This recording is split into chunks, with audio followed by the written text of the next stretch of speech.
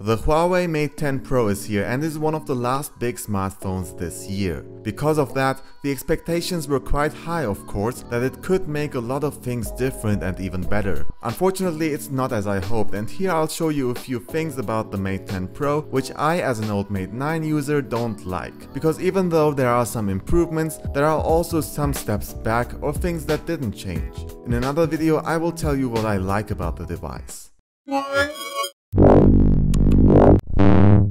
The missing headphone jack. Huawei usually was always a supporter of the headphone jack and one of the manufacturers who always introduced it as a feature, so it's surprising that it is missing this time. Yes, an adapter is included and a USB-C headphone too, but most people won't use the latter, and an adapter is easy to lose or to forget. Listening while charging without an adapter also doesn't work. The best but not so cheap alternative would be Bluetooth.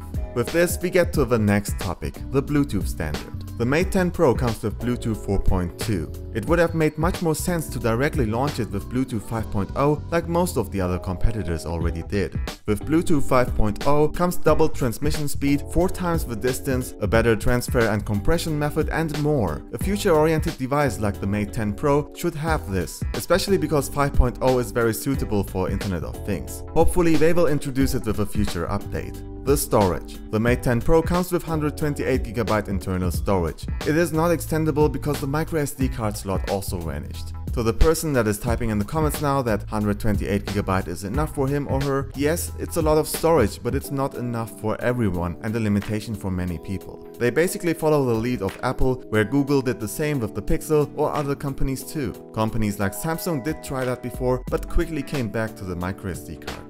The back. Usually I like the look and feel of glass, and especially with the Note 8 I like it a lot, because it's also very scratch resistant unlike the iPhone 8. But here, where you can finally expect wireless charging because the manufacturer can't talk his way out of it because of the use of a conductive material like metal, it is still not supported. According to the manufacturer, there was no space left. That is really unfortunate, especially if you already have charging stations at home and if this feature is important to you. With the Google Pixel 2 and its metal back, it's understandable, but with this high-end smartphone, not really, especially since even Apple adapted it.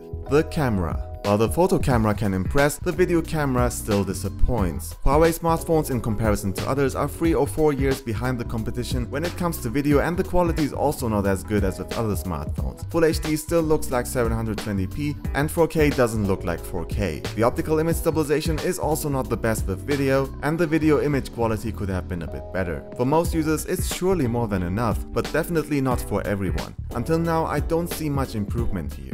The display. The Huawei Mate 9 Pro, which unfortunately wasn't available everywhere, came with a QHD Super AMOLED display in the Edge format. The Mate 10 Pro is equipped with a Full HD Plus OLED display without an Edge format. The latter may be a matter of taste, but the display itself is pretty much a downgrade.